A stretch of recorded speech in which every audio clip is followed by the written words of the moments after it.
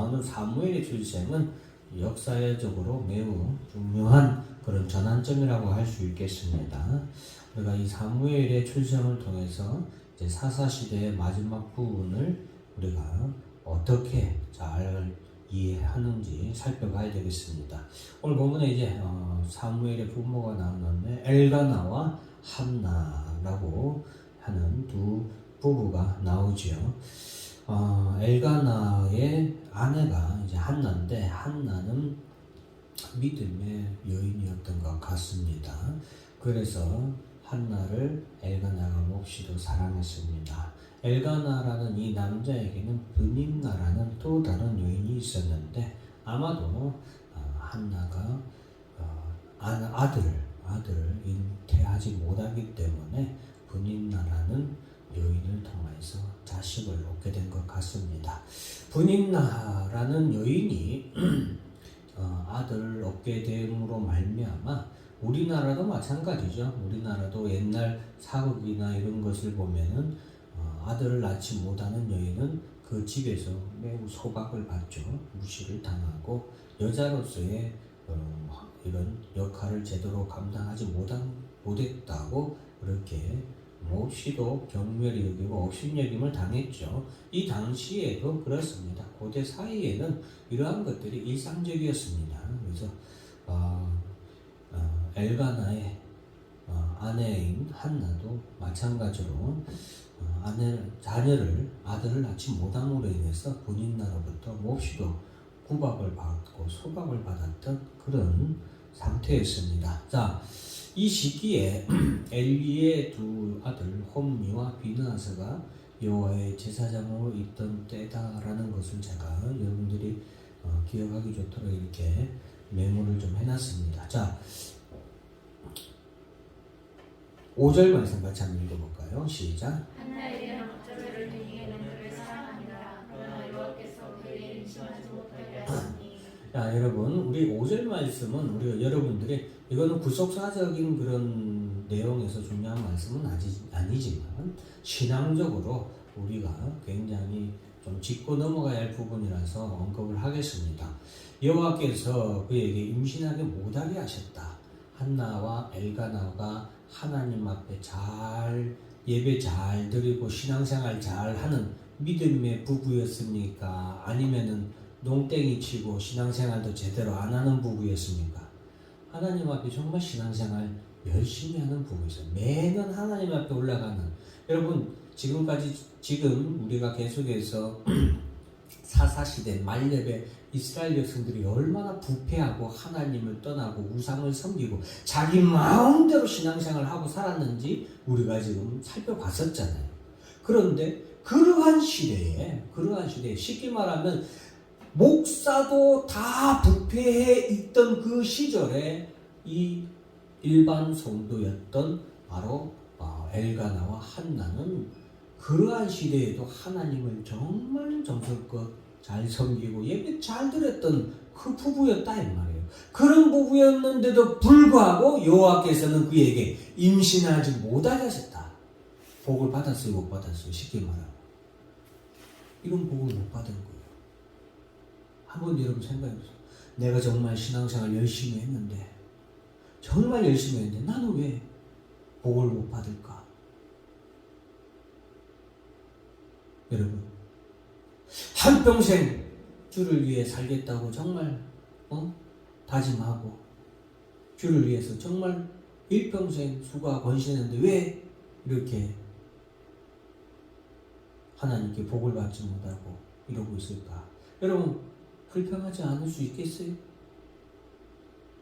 하나님 이럴 수 있을까 하고 원망하지 않을 수 있겠어요?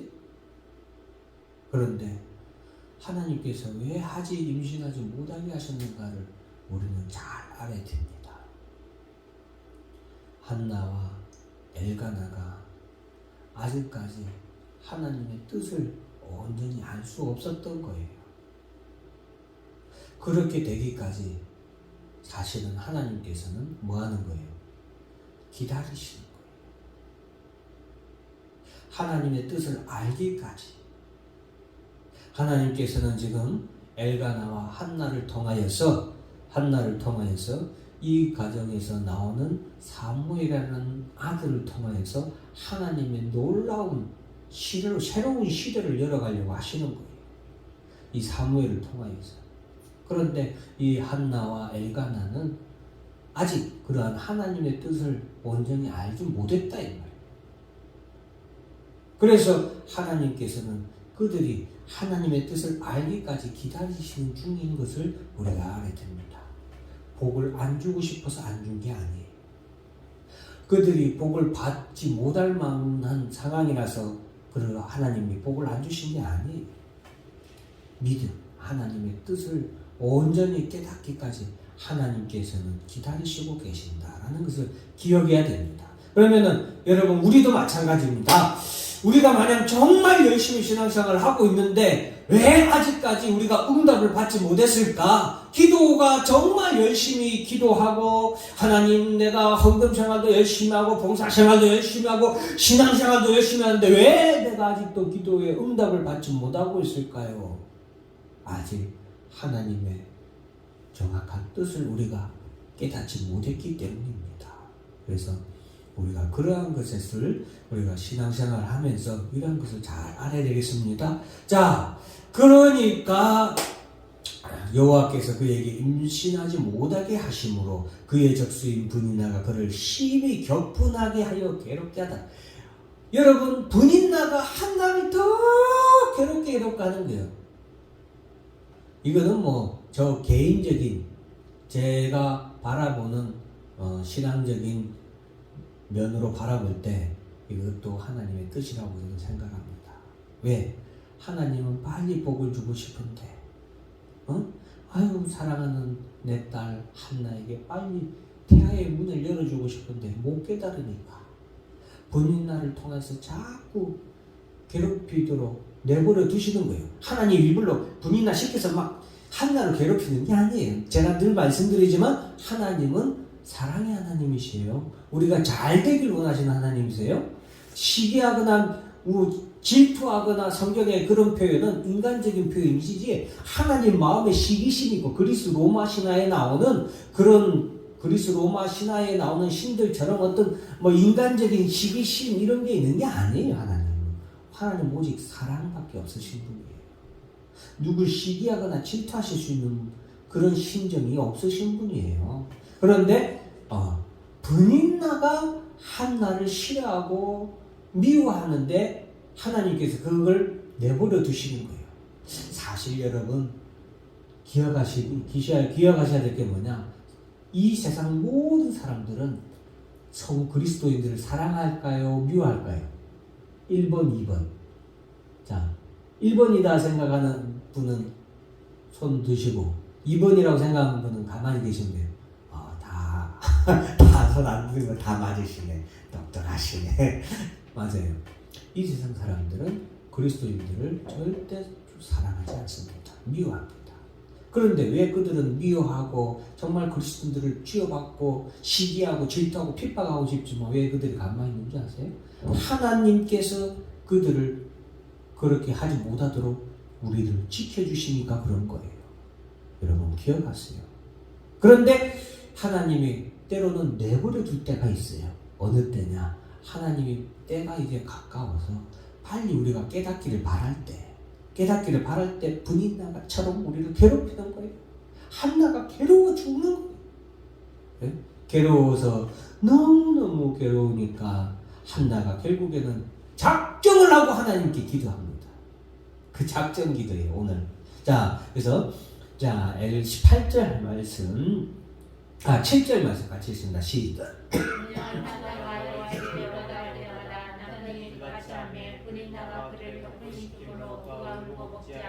한나의 스트레스가 극도에 달한 것을 말해주죠. 더 이상 한나가 견딜 수가 없는 거예요. 그래서 10절 나가시겠습니다. 시작. 한나가 마음이 괴로워서 여호와께 기도하고 통곡하며.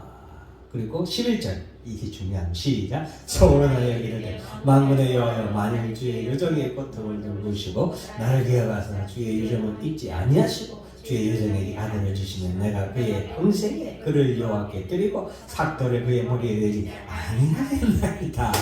이게 하나님의 뜻이죠. 이 하나님의 뜻을 사실 알기 어렵죠. 사실 알기 어려워요. 우리가 알기 어려워요. 그래서 하나님께서 뭐 하는 거예요? 인도하시는 거예요. 그 뜻을 알도록 인도하시는데 때로는 우리에게 복을 통하여서 인도하시기도 해요. 축복을 통해서 인도하시기도 해요. 그리고 때로는 이렇게 분인나라는 그런 악한 사람을 통하여서 우리를 격동시켜서 우리를 확 막 괴롭게 해서 우리를 인도하실 때도 있어요. 하나님은 그래서 따라서 합력하여 선을 이루십니다. 합력한다는 것은 모든 것이 다 합력하는 거예요. 여러분, 하늘에서 날벼락이 떨어져서 우리가 하나님의 뜻을 이루며 살아갈 수도 있어요. 때로는 우리가 여러분 재난을 당해서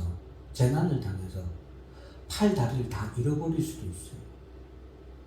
그러나 그것을 통해서 하나님의 뜻을 이루며 살아가게 하는 사람도 저는 봤습니다. 세계적으로 유명한 분이 있어요. 이렇게 몸에 팔다리가 다 없는데도 하나님께 영광 돌리며 사는 그런 분이 있어요. 여러분, 하나님께서 하시는 일을 우리가 알기는 어렵지만 하나님이 우리를 반드시 인도하십니다. 그리고 하나님의 뜻이 무엇인가를 우리가 알기 위해서, 그래서 우리가 늘 하나님 말씀을 가까이 하는 거예요. 자, 한나도 결국에는 하나님께서 한나를 빨리 축복해 주시고 하나님께서 한나를 통하여서 이루고자 하는 하나님의 역사를 이루어 가시기 위해서 분인나를 통하여 괴롭게 내버려 두셨죠. 그래서 한나가 괴로우니까 하나님 앞에 서원을 해버리는 거예요. 뭐라고 서원합니까? 하나님, 나의 고통을 들어보셔서 나를 기억해 주셔서 내게 아들을 주시면 내가 그 아들을 하나님께 드리겠습니다 라고 서원을 한 거예요. 그때까지 하나님께서 뭐 하신 거예요? 기다린 거예요. 우리가 이거는 신앙생활 하는 때 우리가 참 잘 기억하고 있다가 여러분들이 내가 기도한 것이 기도한 게 왜 안 이루어질까 하면은 이런 부분을 생각해야 됩니다. 내가 기도한 것이 하나님의 뜻을 이루는데 혹시 잘못된 그런 기도를 하진 않았나? 혹시 내가 하나님의 뜻을 이루는 데 있어서 부족한 부분이 있지 않았나? 하나님 뜻이 뭐일까? 라는 부분을 우리가 잘 알아야 되겠죠? 자, 그래서 기도하는데, 자, 우리가 이제 여기서 13절 한번 읽어볼까요? 시작. 한나가 속으로 말하되 기스가 움직이고 음성을 들리지 아니하므로 엘리는 그가 취한 줄로 생각하니라. 자, 이것이 이제 그 당대의 문제점을 여전히 말해주고 있어요. 엘리는 대제사장이에요. 대제사장인데 이 대제사장은 쉽게 말하면 얼마나 거룩한 사람이고 얼마나 하나님의 그런 축복이 가운데 있는 사람입니까? 그런 그가 한나가 기도하는 것을 보고 술 취한 줄로 생각했다. 이게 왜 그래요? 평소 자기가 그랬기 때문에 그래요. 평소에. 그러니까 이 당시에 제사장이나 이런 엘리 제사장까지도 그 뒤에 이제 엘리 제사장의 두 아들 홈리와 비느하스가 나오거든요. 그 홈리와 비느하스도 마찬가지예요.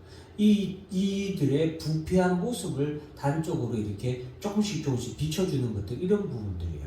나중에 엘리 제사장이 하나님의 성전문 앞에서 이렇게 의자에 앉아서 있다가 하나님의 언약궤를 빼앗기고 자신의 두 아들 홈리와 비느하스가 그 싸움에서 법궤도 빼앗기고 이제 법궤를 짊어지고 나갔어요. 그 두 아들이 제사장이기 때문에. 그런데 그 두 아들이 그 전쟁에서 죽임을 당하거든요. 그 소식을 듣고 이 엘리 제사장이 의자에서 뒤로 넘어져 죽었어요. 넘어져 죽을 때 성경이 뭐라고 기도하냐면 그가 성전 문 앞에 이제 의자에 기대고 앉아 있다가 그 소식을 듣고 놀라서 죽었는데 그것이 그의 몸이 그가 비대했기 때문이라고 비대했더라. 그의 몸이, 이 말은 뭔 말이에요? 그의 몸이 비대했다 이 말은 그가 뭐 뚱뚱하다는 것을 비하하는 말이 아니에요. 그가 뭐 했다는 거예요? 그의 평소에 하나님 앞에 거룩한 삶을 제사장으로서의 그런 삶을 산 것이 아니라 자신의 그런 욕심이나 그런 삶으로 욕망으로 채워진 삶을 살았다라는 것을 우리에게 간접적으로 비춰주는 겁니다. 그래서 이런 엘리 제사장의 이런 모습을 통해서 우리가 정말로 이런 시대는 하나님께서 반드시 개혁을 하신다라는 것을 꼭 알아야 돼요. 부패한 시대, 여러분 교회가 우리 성도들이 이런 부패하지 않아야 돼요. 취해 있으면 안 된다. 그래서 제가 수요일날 말씀드릴 때도 뭐 하랬어요? 깨어 있어야 된다. 성도와 교회는 깨어 있어야 돼요. 말씀에 깨어 있어야 된다. 신경을 곤두서야 돼요. 한 말씀 들으려고 귀를 쫑긋 세우고 있어야 됩니다. 예배 제가 늘 강조하죠. 예배 한 번을 들으러 나와도 간절한 마음으로 나와서 예배를 드려야 돼요. 오늘도 오늘 이 주일에도 우리 대한민국 이 땅에 얼마나 많은 사람이 예배 드리러 교회에 나옵니까? 그죠? 주일을 지키러 나오죠? 그런데 그 많은 사람들 중에 정말로 하나님 앞에 간절히 복받기를 원하는, 하나님의 말씀을 통해 간절히 은혜 받기를 원함으로 나와서 진정으로 간절함으로 예배를 드리는 사람은 몇이나 될까 늘 궁금합니다. 우리 임장교회 성도들은 그런 간절함 깨어있는 게 있어야 됩니다. 그래서 취하지 말아야 된다. 자, 그래서 이제 한나가 억울해서 자신은 정말 마음이 애통하고 비통할 것 같은데 쉽게 말하면 대제사장이 와서 너 그 술 취해가지고 이거 있으면 어떡하냐 그렇게 꾸짖듯이 얘기하니까 저는 독주를 마시는 그런 슬픈 여자 아닙니다. 이제 슬픈 여자들이, 우울한 여자들이 술을 막 그것도 마음을 달래기 위해서 자주 마시는 그런 여자가 아닙니다. 저는 하나님 앞에 내 심정을 토로한 겁니다. 그래서 이제 엘리 제사장이 17절 다 같이 있으면 시작. 평안히 가라. 이스라엘의 하나님이 내가 기도하여 요구한 것을 허락하시기를 원하노라. 엘리 제사장을 통해서 한나에게 응답을 주시는 거예요. 한나에게 평안히 가라. 내가 하나님이 말씀해 주시는 거예요. 내가 너의 기도 구한 것을 내가 허락하노라. 평안히 가라. 사랑하는 성도 여러분, 교회 와서 목사의 설교를 통하여 그런 응답을 받고 가셔야 됩니다. 믿으십니까? 네. 목사가 설교할 때, 목사가 축도할 때 하나님께서, 이게 목사가 하는 말이 아니라 하나님이 내게 말씀해 주시고 하나님이 내게 축복해 주시는 거라는 응답을 받고 돌아가야 돼요. 여러분, 그런 깨어있는 예배가 돼야 됩니다. 그런 응답 받는 예배, 그런 간절한 사모함이 있는 한나처럼, 여러분, 한나가 이제 그게 달한 거예요. 간절함이 그게 달했을 때 그가 하나님의 뜻을 깨닫고 하나님 앞에 기도했을 때 하나님께서 응답하시고 축복을 평안히 가라. 자, 18절 읽어볼까요? 시작. 그들이 당신의 여종이 당신들을 이기를 원하나이다 하고 가서 먹어 원래 다시는 분신 뜻이 없다. 네, 참 이래야 됩니다. 예, 이래야 돼요. 제가 늘 안타깝게 생각한다고 여러분들에게 말씀드리는 부분이 있었죠. 그게 뭡니까? 예수 믿는 사람이 근심 걱정은 다 가지고 사는 얼굴이야. 도대체 얼굴만 봐서는 저 사람이 도대체 집사인지 장로인지 아니면은 어디 정말 이 세상 분인지 구분이 안 돼. 얼굴에 있는 근심빛으로 봐서는 예수 믿는 사람이라고 생각이 안 될 정도로 예수 믿으면서 왜 근심 걱정합니까? 내가 주께 다 내려놓습니다. 주께 다 맡깁니다. 라고 하면서 왜 근심 걱정은? 주여, 우리 가정에 이런 문제 주여 응답하여 주시옵소서. 주여 하고 부르짖고 기도하고 아멘 믿습니다 하고 교회 나갈 때는 어떡하나. 교회에 나와서 기도할 때 자기가 짊어졌던 짐 잠깐 옆에 내려놓고 주여 이 짐 다 주님께 부탁합니다 하고 깜빡 잊고 다시 그 짐 쥐고 다시 집으로 그런 형국이에요. 그러면 안 돼요. 한나의 믿음을 알 수 있죠. 응답 받고 가는데 다 내려놓고 근심 걱정 안 하는 거예요. 다 가서 먹고 얼굴에 다시는 근심빛이 없더라. 여러분도 이런 믿음에 확신이 있길 바랍니다. 네. 그런 신앙생활을 해야 신앙생활이 재밌어요. 신납니다. 신앙생활하는데 근심걱정, 근심걱정 다 하고 신앙생활하는 게 뭐가 재미가 있겠어요? 예. 우리가 믿음의 확신이 있어야 됩니다. 19절 다 같이 있습니다. 시작. 그들이 아침에 일찍 일어나 여호와 앞에 경배하고 돌아가 라마의 자기 집에이르니라. 엘가나가 그의 아내 한나와 동청하여 여호와께서 그를 생각하시니라. 20절. 한나가 임신하고 때가 이르매 아들을 낳아 사무엘이라 이름하니 이는 내가 여호와께 그를 구하였다 하니라. 오전에도 말씀드렸지만 눈물로 기도할 때가, 그죠? 때가 있다 이 말이죠. 그 때가 오늘 본문에도 한나가 임신하고 때가 이러면 물론 10달이 돼서 아들을 낳았다 이 말이라고 생각할 수도 있겠죠. 그러나 하나님이 일하실 때가 있다. 그 때가 이름에 우리는 뭐가 가득합니까? 웃음이 가득하고, 그죠? 찬송이 가득하게 됩니다. 그래서 한나도 그 때가 이름에 아들을 낳아 사무엘이라 이름하였고 하나님께 여호와께 그를 구하였다. 이 말은 이것은 뭐냐? 한나가 하나님께 감사 찬송을 돌렸다 이 말이에요. 이해하시겠습니까? 그래서 그러한 때까지 우리가 기도를 하고 또 응답을 받고 확신을 가지고 신앙생활을 해야 됩니다. 23절 다 같이 있습니다. 시작. 그의 만난 엘가나가 그에게 이르되 그대의 소견에 좋은 대로 하여 그를 젖들기까지 기다리라. 오직 여호와께서 그의 말씀대로 이루시기를 원하노라 하니라. 이에 그 여자가 그 아들을 양육하며 기다리다가 그래요. 우리가 오직 여호와께서 그의 말씀대로 이루시기를 원하노라. 이게 정말 진정한 하나님의 성도들의 삶입니다.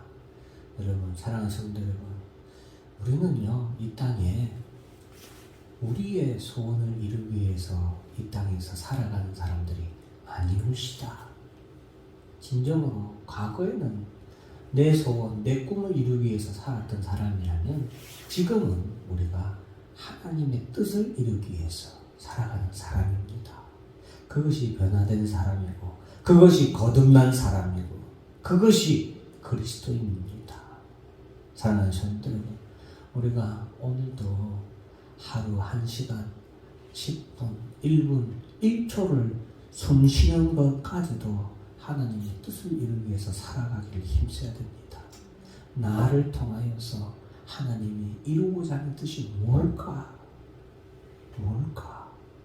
그걸 이루기 위해서 기도해야 하고 그걸 이루기 위해서 살아가야 됩니다. 그것이 하나님 나라에서 우리가 상급받고 영화롭게 칭찬받는 길이다. 그러기 위해서 나는 오늘도 하나님께 은혜 받고 살아야 됩니다. 그죠? 네. 하나님의 은혜의 말씀을 이루기 위해서 살아야 되니까 내가 은혜 받아야 돼요. 육신의 힘으로는 하나님의 뜻을 이루지 못하거든요. 그러니까 은혜 받아야 돼.